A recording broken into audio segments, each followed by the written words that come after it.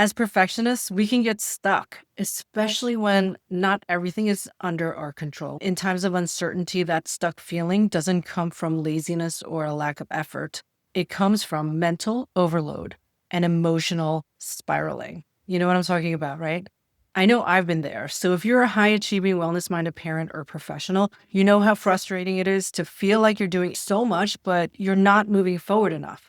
In this episode, I'm going to share simple neuroscience backed methods that I call adaptive journaling as a tool to regain clarity and shift your brain out of fight, flight, survival mode and into real momentum. So you're going to walk away with powerful prompts based on neuroscience and an example from real life and a free downloadable guide. So stick around. Hi, I'm Dr. Juna, and I talk about everything resilience. And when we talk about resilience, we're bouncing back from setbacks, not to the same place, but to a place higher than before. And that occurs with learning. So if you've been in challenging situations, you know that mental flexibility and adaptability is the key to resilience. And our next episode is going to be with Sean Brosnan, the legendary high school coach who led an unknown high school track team to national titles, Division I scholarships, and even to the Olympics. So don't forget to subscribe. And today's episode is a science-backed, actionable follow-up to our last episode with author and journaling expert Bianca Turetsky.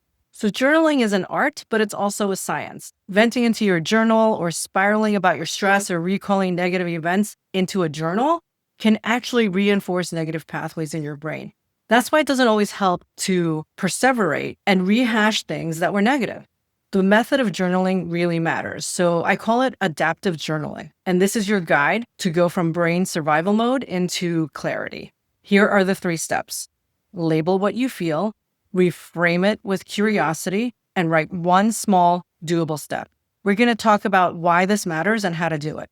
So these steps activate your prefrontal cortex, which calms your limbic system, the emotional center. You probably heard of amygdala by now. So that's part of the limbic system. And the curiosity and the actionable steps are what will drive your brain out of fight, flight into action mode because your brain really wants to solve problems. So let's go through a little example of how we might use this. I mean, you can use this anywhere, anytime. It doesn't have to be long, a few minutes even, or it could be as long as 20 minutes.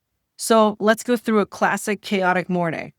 I remember this conversation that I had with one of the other doctor moms when our kids were little, and she had spent the morning crying, sitting on her front steps because they had overslept. The kids didn't have anything ready. Somebody spilled something at breakfast, and it was a total meltdown. This happens to the best of us. So here are the 3 neuroscience-backed journaling prompts for busy people.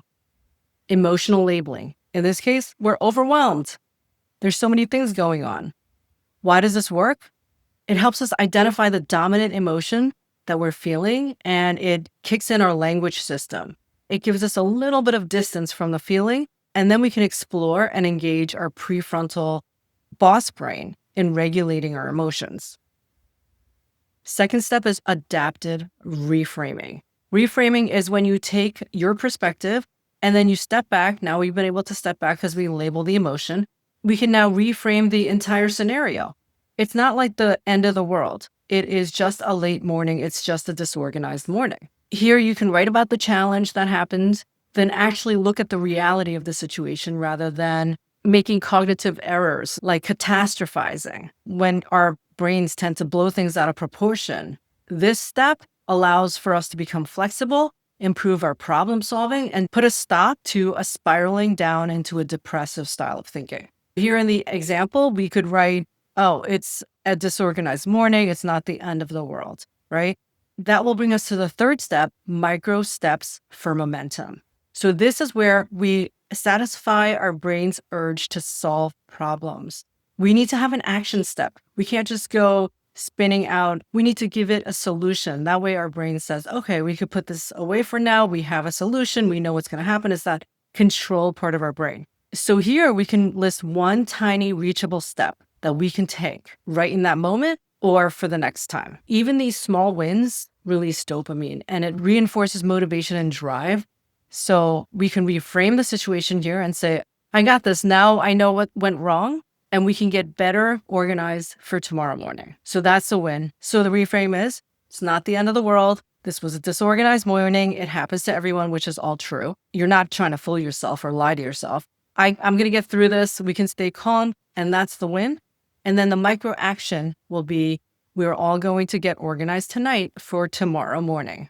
So like everything else, it takes practice, but as you do it more often, you'll get better and faster at it. You might even take a few minutes, or sometimes you might even be able to just do it in your head. But always writing it out is advantageous, and especially when you're overwhelmed. It could help you get into that metacognitive perspective where you can see things from a high level and not just from the colored lenses of whatever our brain is layering onto that situation. So oftentimes when we have little things happen, we can catastrophize it because we might be thinking about something from the past that we really didn't have control over. But most situations we do have some control over, and we can problem solve. So now if you're doing this with a kid and they had a meltdown, let's say, and they got a problem wrong, for example, instead of just saying, don't worry, you're smart, or you can do this again, try these journaling prompts. Ask them what they feel. So naming that emotion is going to bring on that prefrontal cortex, frustrated. Then help with one possible reframing. Mistakes and learning can sometimes feel frustrating, but frustration is a signal that I am learning. You can tell them that when neurons make new connections, it's helping their brains grow. And sometimes it can feel like it's hard. But when we shift perspective around it, you're going to get that boost of curiosity, which will make it seem less hard. And then finally, the next tiny step is I can ask for help. Are they going to email the teacher? Are they going to ask a friend? Are they going to use AI to help explain these problems? So you're going to go to Khan Academy. Journaling in this way, in these 3 steps, will build metacognitive skills, the ability to coach oneself, step outside of our immediate thoughts and emotions to be able to coach ourselves, and improve our emotional resilience. There you have it. Journaling prompts to increase your resilience, increase mental flexibility, focus, the ability to focus on what you need to focus on, save time, and motivate yourself to move forward. There's another style of journaling called expressive journaling, which we will cover in another episode. So don't forget to subscribe. And if you're a wellness-minded parent raising kids in a fast-paced world, this isn't just about calming yourself down. It's about using neuroscience to gain the tools to focus, reflect, and improve mental strength. Adaptive journaling is a foundational practice, and we teach it in our digital courses for K through 12 plus. So check that out at MindBodySpace.com. If you want the exact prompts that we talked about today, go ahead and grab your free guide at mindbodyspace.com/journal.